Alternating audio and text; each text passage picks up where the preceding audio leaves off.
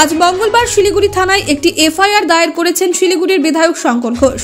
তিনি অভিযোগ করেছেন ফার্মাসিউটিক্যাল স্যালাইনের বিরুদ্ধে, যা সম্প্রতি মেদিনীপুরে প্রসূতির মৃত্যুর ঘটনার পেছনে গুরুত্বপূর্ণ ভূমিকা পালন করেছে।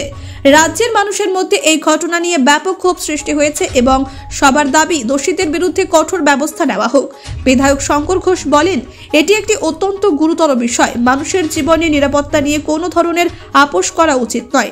আমি আশা করি শিলিগুড়ি থানার কর্তৃপক্ষ দ্রুত ব্যবস্থা নেবেন। এদিকে পশ্চিমবঙ্গের বিভিন্ন অঞ্চলে এই ঘটনা নিয়ে মানুষের মধ্যে ক্ষোভ ও উদ্বেগের সৃষ্টি হয়েছে। বিধায়ক শঙ্কর ঘোষের এই পদক্ষেপের মাধ্যমে ঘটনাটির গুরুত্ব আরও বেড়েছে এবং মানুষের দাবি আরও শক্তিশালী হয়েছে। Bureau report, Bangla digital TV. শিলিগুড়ির বিধায়ক তথা জনপ্রতিনিধি হওয়ার কারণে আপনারা জানেন যে মিদনাপুরের মেডিকেল কলেজ এবং হসপিটালে প্রসূতি মায়ের মৃত্যু এবং পরবর্তীকালে আপনারা এটাও দেখেছেন যে অন্যান্য অসুস্থ প্রসূতি মায়েদেরকে এসএসকেএমে হসপিটালে নিয়ে যাওয়া হয়েছে। আমরা এটা মনে করছি যে এটা ক্রিমিনাল অফেন্স। জেনে বুঝে প্রসূতি মায়েদেরকে মৃত্যুর দিকে ঠেলে দেওয়া হয়েছে।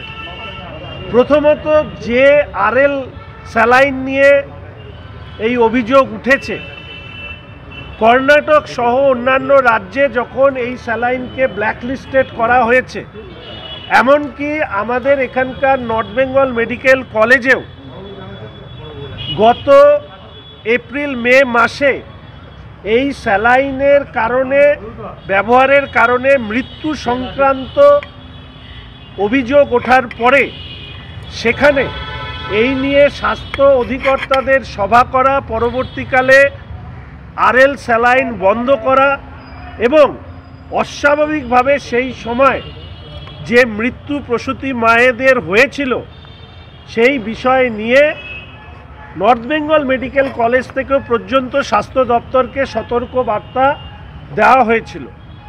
এই রকম একটি স্যালাইনকে কিভাবে রাজ্য জুড়ে চলতে দেওয়ার অনুমতি আমাদের স্বাস্থ্য দপ্তর দিয়েছে সেটা তারা বলতে পারবেন। আমরা তাই আজকে এফআইআর করছি পশ্চিমবঙ্গ ফার্মাসিউটিক্যাল, তাদের বিরুদ্ধে।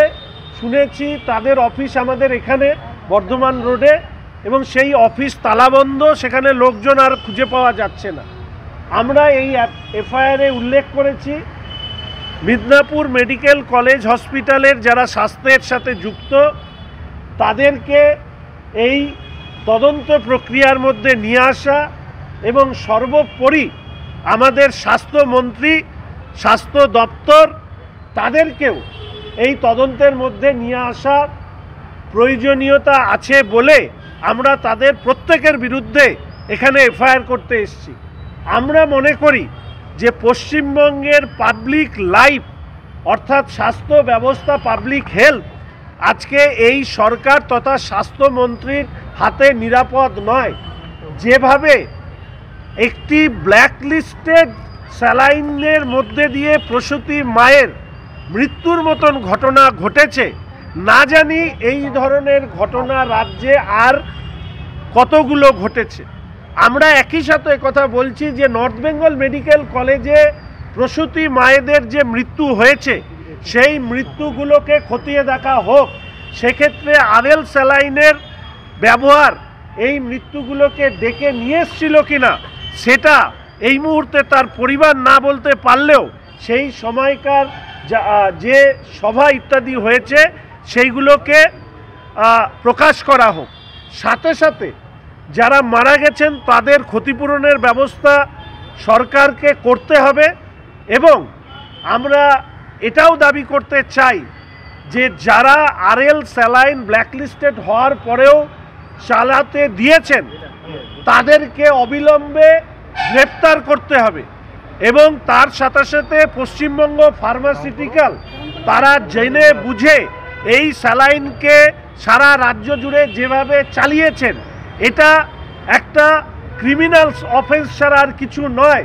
ফলে তাদের বিরুদ্ধে একই ধরনের ব্যবস্থা নেওয়ার আমরা আবেদন করছি বা অনুরোধ করছি। সর্বোপরি রাজ্যের স্বাস্থ্য দপ্তর এবং স্বাস্থ্য অধিকর্তা, স্বাস্থ্যমন্ত্রী তাদেরকে তদন্তের আওতায় এনে অবিলম্বে স্বাস্থ্যমন্ত্রীর পদত্যাগ দাবি করছি।